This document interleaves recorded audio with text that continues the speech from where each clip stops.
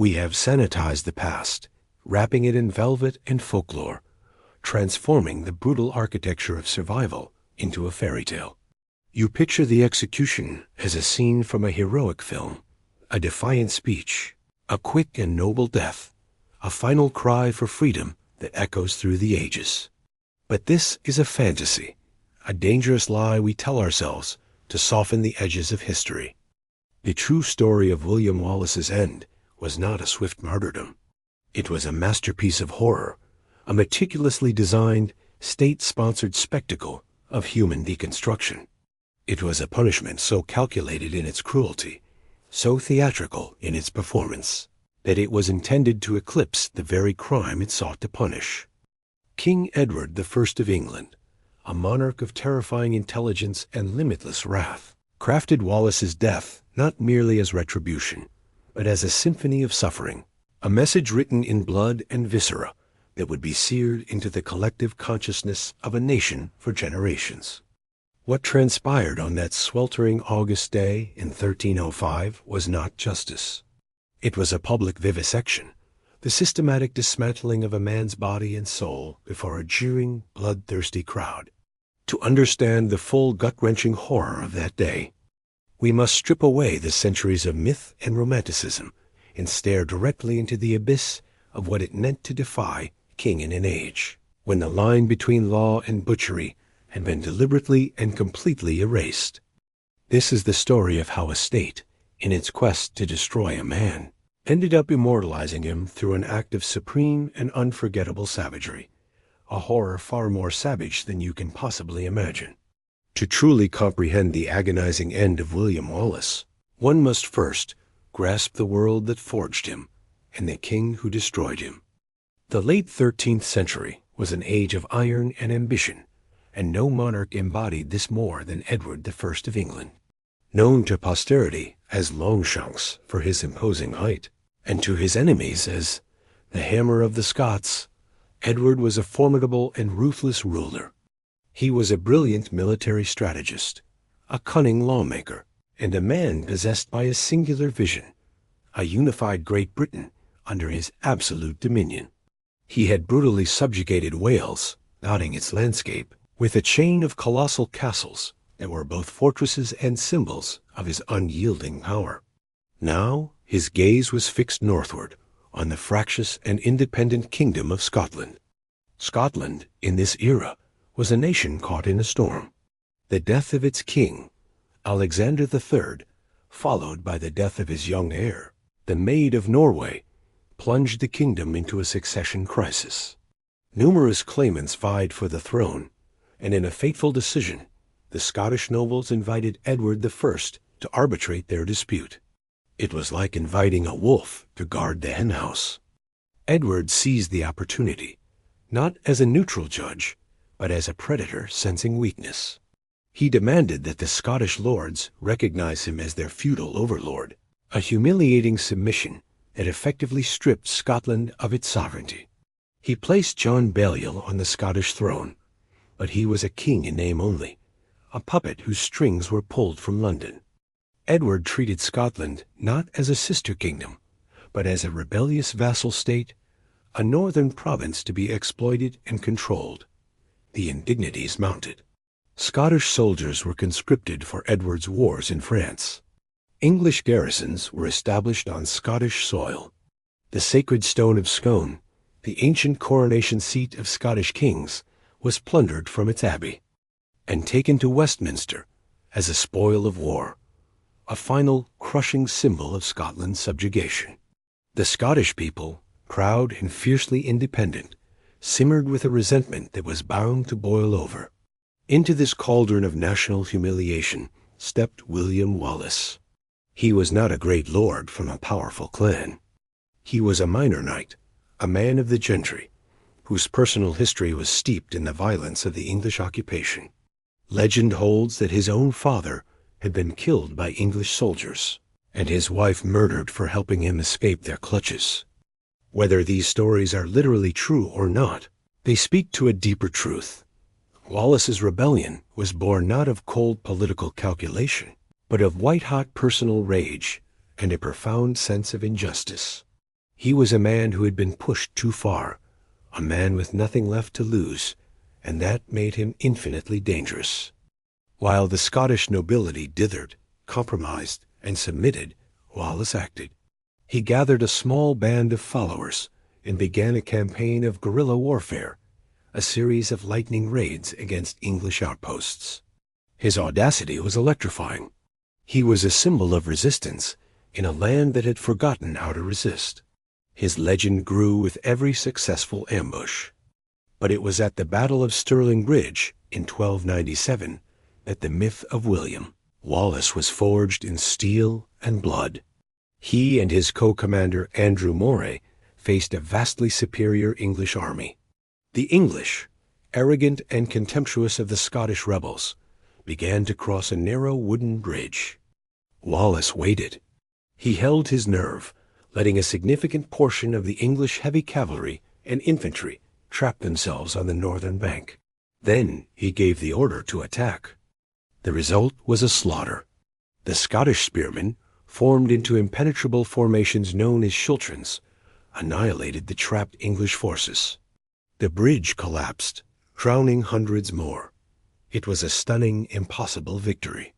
It was more than a military triumph. It was a psychological earthquake. A peasant army, led by a minor knight, had defeated the invincible military machine of Edward I. The news sent shockwaves through both kingdoms. Wallace was knighted and declared the Guardian of Scotland, ruling the country in the name of the exiled King John Balliol. He had shown his people that the English were not gods, that they could bleed, and that freedom was a prize that could be won by those brave enough to fight for it. But in winning his greatest victory, William Wallace had signed his own death warrant. He had not merely defeated an English army. He had personally and profoundly humiliated Edward Longshanks. And that was a sin for which there could be no forgiveness. The fury of King Edward I, upon hearing the news at Stirling Bridge, was volcanic. This was not just a military setback. It was an existential challenge to his authority, an intolerable act of defiance from a man he considered a low-born brigand. Edward was a king obsessed with order, hierarchy, and the absolute sanctity of his royal will. Wallace's victory had shattered that order. A commoner had risen up to defy a king. A vassal had presumed to rule a kingdom. In Edward's rigid feudal worldview, this was an inversion of the natural order of the universe, a heresy that had to be brutally and publicly corrected. The king, who had been campaigning in France, returned to England with a singular, burning purpose: the complete and utter destruction of William Wallace and the Scottish resistance he embodied. Edward was not a man to be trifled with. He was a master of psychological warfare. He understood that to truly defeat an enemy, you had to crush not just their armies, but their spirit. The punishment for Wallace would not be a simple soldier's death on the battlefield. It had to be a lesson, a gruesome spectacle of state power, so terrifying that it would extinguish the very idea of rebellion in Scotland for a generation. It had to be a cautionary tale told in screams and dismembered limbs. Edward gathered one of the largest English armies ever assembled and marched north in 1298. He was no longer underestimating his foe. At the Battle of Falkirk, the two men finally met on the field of battle. This time, there would be no narrow bridge to aid the Scots. On the open field, Edward's military genius proved decisive. His use of the English longbow, a weapon of devastating power, decimated the static Scottish schultrons from a distance. The arrows rained down, so thick, one chronicler wrote, that they seemed like a storm. The Scottish spearmen could do nothing but stand and die. When the Scottish cavalry, composed largely of nobles who were deeply suspicious of Wallace's low birth, fled the field, the battle was lost. It was a catastrophic defeat for the Scots. The resistance was shattered, and Wallace's reputation as an invincible warrior was broken. He was forced to resign as Guardian of Scotland and became a fugitive, a hunted man with a price on his head. The following years are a shadowy period in Wallace's life. He likely traveled to France and Rome, desperately seeking aid for the Scottish cause. But the great powers of Europe were unwilling to challenge the might of Edward I. The Scottish nobility, seeing the futility of further resistance, began to submit to Edward one by one, accepting his terms and swearing fealty to him. Wallace, however, refused to surrender. He returned to Scotland to continue the fight. But he was now a ghost, a lonely symbol of a cause that seemed utterly lost. His continued defiance made him not just an enemy of England, but an embarrassment to the Scottish lords, who had already bent the knee. He was a living reminder of a freedom they had given up. His capture became an obsession for Edward, the final necessary act to complete his conquest. The hunt was relentless, a vast network of spies and informants closing in on him. Edward understood that as long as Wallace remained free, the embers of rebellion could be fanned back into a flame. The man had to be taken, and he had to be made an example of. His very existence was a challenge to the new order, and Edward was determined to erase that challenge in the most public and brutal way imaginable. The end for William Wallace came not on a battlefield, but in the dark of night through an act of betrayal. On August 5, 1305, near Glasgow, Wallace was captured by English soldiers. The man who led them to their prize was a fellow Scot, Sir John Menteith, a nobleman who had sworn allegiance to Edward. Menteith had been appointed sheriff of Dumbarton by the English, and was tasked with Wallace's capture. The exact details of the betrayal are lost to the mists of history, but the outcome was brutally clear. The symbol of Scottish resistance, the man who had humbled the English at Stirling Bridge, was finally in chains. His capture was celebrated in London as a monumental victory, the final nail in the coffin of Scottish independence. For Edward, it was the culmination of a 7-year obsession. He now had the instrument for the terrible lesson he intended to teach. Wallace's journey from Glasgow to London was not a simple transfer of a prisoner. It was a calculated 400-mile-long ritual of public humiliation, the first act in the theater of cruelty that Edward had planned.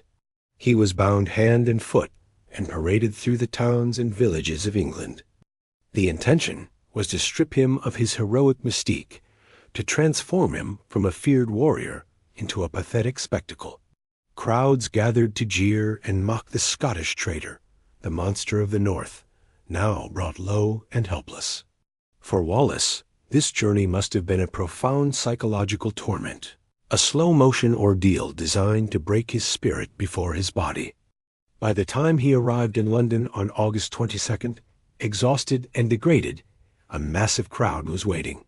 He was taken to the house of a London merchant, a public display before he was formally imprisoned in the Tower of London, the fortress of dread reserved for the most important enemies of the state. His ordeal was just beginning. The following day, August 23rd, William Wallace was taken from the Tower and brought to Westminster Hall for his trial. The grand, cavernous hall, the very heart of English justice and royal power, was packed with nobles and officials. This was not to be a trial in any recognizable sense of the word. It was a piece of political theater, a public arraignment whose verdict had been decided years earlier. The judges, all appointed by Edward, were there not to weigh evidence, but to deliver a preordained sentence. Wallace was not permitted to speak in his own defense or to call witnesses. He was crowned with a circlet of oak leaves, a mocking gesture meant to signify that he was the king of outlaws. The charges were read out, a long litany of crimes: treason, murder, sacrilege, and arson. He was accused of waging an unjust war, of burning churches, of killing innocent men, women, and children. The charge of treason was the most significant, and it was here that Wallace, denied a voice for so long, finally spoke. When accused of being a traitor to King Edward I, he defiantly declared that he could not be a traitor, for he had never been Edward's subject. He had never sworn fealty to the English king. He was a Scotsman, loyal to his own country and his own rightful, though exiled, king. This statement was an act of supreme and final defiance. In the face of certain death, in the heart of his enemy's power, he refused to acknowledge their authority over him. It was a denial of the very premise of his trial. It sealed his fate, but it also cemented his legacy. He was claiming his own identity, his own nationhood, to the very last. The judges, unmoved by his declaration, pronounced their sentence. It was the full, ghastly punishment reserved for the worst traitors, a sentence designed not just to kill, but to annihilate. He was to be drawn through the streets of London to the place of execution.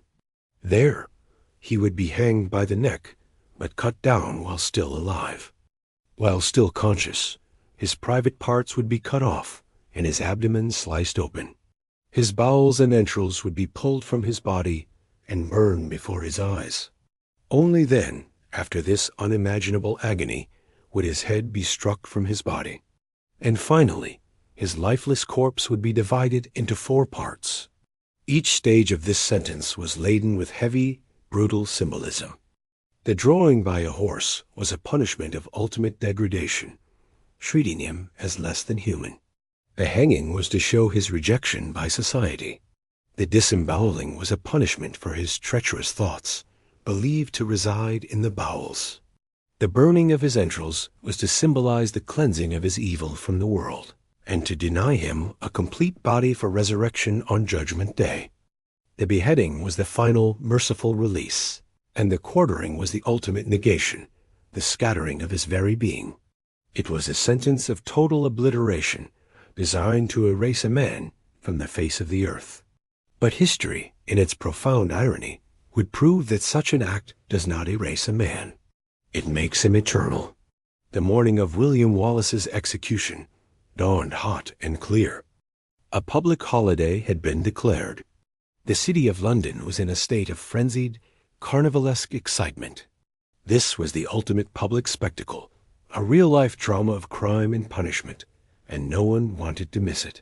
The streets along the execution route were packed with a heaving mass of humanity. Vendors sold pies and ale, and the air was thick with the stench of sweat, refuse, and morbid anticipation. This was not a solemn occasion of justice. It was a festival of bloodlust, actively encouraged by the authorities. First, Wallace was stripped to his breeches. His hands were tied behind his back, and he was bound to a hurdle, a simple wooden frame, like a fence gate. A horse was attached, and the procession of agony began. He was dragged from Westminster, through the rough, filth-strewn streets of London, for a distance of several miles to Smithfield, the traditional site of public executions. The journey was deliberately slow, designed to maximize his suffering and the crowd's entertainment. The cobblestones and sharp rocks tore at the flesh of his back, leaving a bloody trail in his wake. The crowd roared its approval. They jeered, spat, and threw rotten food, animal dung, and stones at the helpless figure being dragged before them. This was the first stage of the ritual, the breaking of the man, the transformation of a national hero into an object of public contempt. For Wallace, this must have been an ordeal of unimaginable physical pain and profound psychological humiliation. Yet, according to the chroniclers, he endured it with a stoic and silent dignity. He did not cry out. He did not beg for mercy. His eyes were reportedly fixed on a small psalter, a book of psalms that he clutched in his bound hands, a final connection to his faith in the midst of a man-made hell. Upon arrival at Smithfield, a vast open space just outside the city walls, the scene was even more chaotic. A massive crowd had gathered around a towering wooden scaffold. The atmosphere was that of a fairground. This was the climax of the day's entertainment, and the anticipation was electric. On the scaffold, the executioner, a professional killer whose skill was measured in his ability to prolong suffering, was waiting. With him were his assistants, and a large fire was blazing nearby, ready to receive its gruesome offerings. Wallace was untied from the hurdle and dragged onto the platform. He was made to stand before the roaring mob, his broken, bleeding body put on final display. He was given a last chance to confess his treason and beg for the king's mercy. He refused. And so, the formal, legal butchery began. The first step was the hanging. A noose was placed around his neck, and he was hauled up, his feet kicking in the air. But this was not meant to be a quick death. The rope was carefully positioned, and his suspension timed to ensure that he would be slowly strangled, his body convulsing in the throes of asphyxiation, but he would not be allowed the release of a broken neck. The crowd would have watched this agonizing struggle, the face turning purple, the eyes bulging. Then, just as he was about to lose consciousness on the very precipice of death, he was cut down. He fell to the scaffold floor, choking, gasping, but alive. He was alive, and he was aware. And what came next was the true heart of the horror, the part of the sentence designed to inflict a level of pain and terror that is almost beyond human comprehension. While Wallace lay conscious and helpless on the scaffold, the executioner took a long, sharp knife. He laid Wallace on his back, and as his assistants held him down, he began the process of emasculation, cutting off his genitals. This was the ultimate symbol of his degradation, a punishment for betraying the patriarchal authority of the king. The severed parts were then thrown into the roaring fire, the first offering to the crowd's bloodlust. But the executioner's work was not done.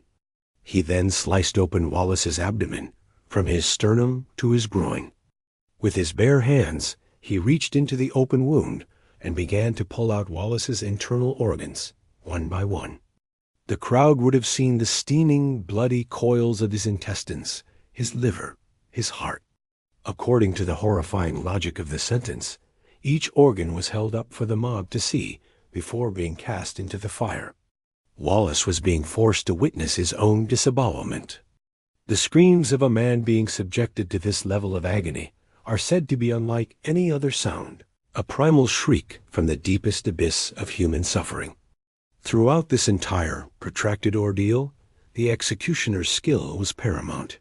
His job was to keep the victim alive for as long as possible, to make the spectacle last, to ensure that the lesson of the king's vengeance was fully absorbed by the horrified onlookers. The stench of burning flesh and blood would have filled the air at Smithfield, a sickening incense for this ritual of state terror. Through it all, Wallace was reportedly still breathing, his eyes still open, a consciousness trapped in a cage of indescribable pain. Finally, when it was judged that he could endure no more, the moment of mercy arrived. The executioner took a heavy axe. With a single practiced swing, he severed Wallace's head from his ruined body, at last silencing his suffering. But even in death, the ritual of annihilation was not complete. The head was held aloft by its hair, a ghastly trophy presented to the cheering crowd. Then, the executioner set to work on the headless corpse. Using his axe and knives, he butchered the body, dismembering it into 4 separate quarters. Each bloody piece was held up for public inspection, like cuts of meat in a butcher's stall. The man who had been William Wallace was now just a collection of severed parts, the property of the state to be used for its final, chilling message. The disposal of William Wallace's remains was as cold and calculated as his execution. This was not a burial. It was a political broadcast. His severed head was taken to London Bridge. There, it was dipped in hot tar to preserve it from the elements, and then impaled on a pike, mounted high above the southern gatehouse. It joined the gruesome gallery of other executed traitors, its sightless eyes gazing towards the south, a permanent, rotting warning to all who entered the city of the price of defying the king. The 4 quarters of his body were prepared for a longer journey.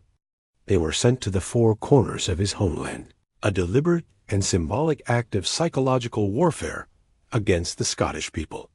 1 quarter was sent to Newcastle, a key city on the English-Scottish border. Another was sent to Berwick, a town fiercely contested between the 2 kingdoms. A 3rd quarter was sent to Stirling, the very site of his greatest victory, a grotesque mockery of his triumph. The final quarter was sent to Perth.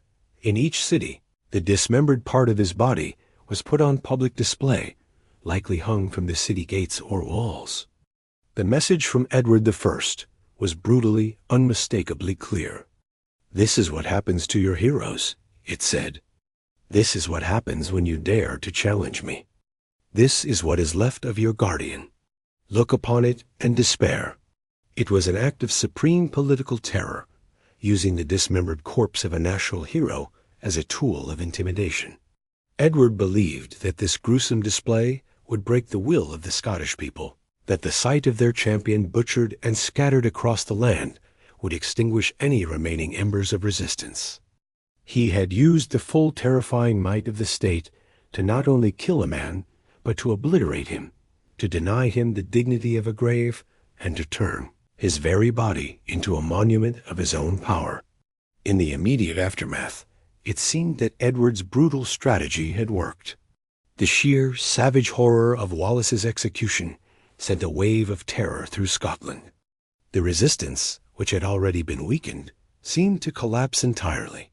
The sight of Wallace's head on London Bridge and his limbs rotting on their own city walls was a powerful and demoralizing spectacle. Many Scots who had harbored sympathies for the cause of independence were cowed into silence, convinced that no cause was worth such a horrific end. The English grip on Scotland seemed tighter and more absolute than ever. Edward had made his point. He had demonstrated that the consequences of defiance were not just death, but an agony and humiliation beyond the scope of normal human imagination. But Edward Longshanks, for all his cunning and ruthlessness, had made a profound and fatal miscalculation. He had failed to understand the nature of martyrdom. He believed he was destroying a man, but in his very act of destruction, he was creating a myth. The extreme, almost pornographic cruelty of the execution did not, in the long run, crush the Scottish spirit. Instead, it ignited it. The story of Wallace's suffering, of his dignified defiance in the face of unimaginable pain, began to spread. The horror of his end was transformed from a warning against rebellion into the ultimate reason for it. This, the story proclaimed, was the true face of English rule. This was the justice offered by the English king. This was what awaited them all if they remained in subjugation. The scattered parts of his body, intended as symbols of English dominance, became holy relics of a national martyr. His severed head on London Bridge became a beacon. Far from being a symbol of defeat, it became a symbol of ultimate sacrifice. The man who had been defeated at Falkirk became, in death, an invincible moral force.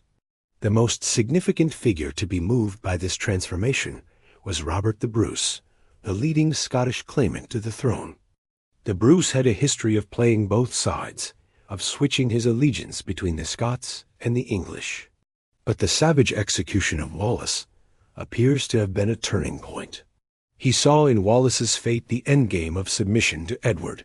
He realized that there could be no compromise with such a king. Just 6 months after Wallace was butchered at Smithfield, Robert the Bruce murdered his main Scottish rival, raised the standard of rebellion, and had himself crowned King of Scots. He had picked up the fallen sword of William Wallace, and he would carry on the fight. The war for Scottish independence, which Edward had believed he had finally won, had just entered its most determined and ultimately successful phase. Edward I had intended to make William Wallace an example, and he succeeded beyond his wildest dreams. But Wallace became an example not of the futility of resistance, but of its absolute necessity. The king's attempt at psychological terror had backfired spectacularly. The very horror he had so carefully choreographed had created a rallying cry that would echo through Scottish history for centuries, a cry that would eventually lead to the great victory at Bannockburn and the securing of Scotland's freedom. Edward had won the battle for Wallace's body, but he had decisively lost the war for his soul. The legacy of William Wallace's execution is a story of profound and enduring irony. The act designed to erase him from history is the very reason he is so vividly remembered. The state, in its exercise of absolute power, unwittingly became the architect of its enemy's immortality. The chronicles of the time both English and Scottish, meticulously recorded the details of his trial and death. The English chroniclers, writing from a perspective of triumphalism, described the event in clinical, often gloating detail, seeing it as the just and necessary end of a traitor. They preserved, for their own purposes, the very evidence of the cruelty that would later define Wallace's martyrdom. The Scottish chroniclers, like John of Fordun, took a different approach. They began the process of myth-making, portraying Wallace not as a failed rebel, but as a Christ-like figure, a martyr who faced his tormentors with serene courage and died for the sins of his nation. They transformed his suffering into a sacred narrative of sacrifice and redemption. These written accounts, combined with the powerful oral tradition of ballads and poems, ensured that the story of Wallace's death would not be forgotten. It became a foundational myth for Scottish nationalism, a story told to generations of children, a rallying cry in times of conflict. The brutality of his end became a source of national pride, a testament to the idea that a true Scot would rather endure the worst imaginable tortures than surrender his freedom. The physical symbols of his execution, the head on the bridge and the limbs on the gates, which were meant to inspire fear, eventually became objects of veneration. They were a constant, visible reminder of the price that had been paid. Over the centuries, the figure of William Wallace has been shaped and reshaped to fit the needs of the time, culminating in the romanticized, kilt-wearing hero of modern cinema. While this popular image bears little resemblance to the historical reality of the 13th century knight, it speaks to the enduring power of his story. He has become a universal symbol of the struggle of the individual against a tyrannical state, of a small nation fighting for its existence against a mighty empire. The reason his story continues to resonate so powerfully is precisely because of the horror of his execution. It is the stark, black and white contrast between his defiance and the state as overwhelming cruelty that gives the narrative its timeless power. It forces us to confront uncomfortable questions about the nature of justice, the morality of power, and the meaning of freedom. Edward I's attempt to control the narrative failed because he made the story too good. The villain was too villainous, the suffering too extreme, the hero too defiant. He created a drama so potent that it has captivated the human imagination for over 700 years. In the end, the most enduring monument to William Wallace is not a statue or a castle, but the detailed, horrifying account of his own death, an account so savage that it ensured the world would never be allowed to forget his name. As we reflect on the horrifying spectacle of William Wallace's final day, we are forced to confront the dark and often hidden mechanisms of power. The crowd that gathered at Smithfield to cheer on his torment was not composed of monsters. They were ordinary people, merchants, apprentices, housewives, who had been conditioned by the state, and they churched to see this act of extreme brutality as both a form of righteous justice and a thrilling piece of public entertainment.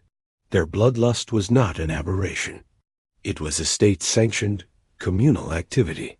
This normalization of cruelty is perhaps the most disturbing lesson of all. It reveals the terrifying fragility of what we call civilization, the thin veneer of law and empathy that separates an ordered society from the savagery of the mob. The executioner himself was not a madman. He was a professional, a functionary of the state, his ghastly work just another trade. The judges who condemned Wallace were learned men of the law. The bureaucrats who organized the event were efficient administrators. They were all cogs in a machine of terror, each performing their role without questioning the fundamental horror of the enterprise. This bureaucratic diffusion of responsibility is how states commit atrocities. The system itself becomes the monster, and the individuals within it are absolved of personal guilt. The story of William Wallace is ultimately a profound testament to the unpredictable nature of political symbols. Edward I, a master of control, thought he could create a symbol of fear and submission. He failed to understand that the meaning of a symbol is ultimately decided not by the powerful, but by the powerless. The oppressed will always find a way to reinterpret the instruments of their oppression into symbols of their own resistance. The cross, once a Roman tool of torturous execution, became the symbol of a global religion. In the same way, the butchered body of William Wallace, meant to be a symbol of despair, became a symbol of hope. It is a story that reminds us that freedom is not an abstract concept. It is a thing that is paid for in blood, pain, and sacrifice. In our modern world, where we are largely insulated from such overt physical brutality, it is easy to forget the terrible price at which our liberties were bought.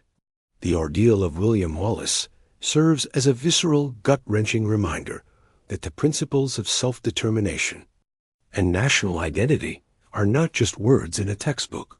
They are ideas for which people have been willing to endure the unendurable. The final chilling message from the blood-soaked scaffold at Smithfield is that while you can kill a man, you cannot kill an idea, and that sometimes the most brutal attempt to do so is the very act that ensures its eternal life.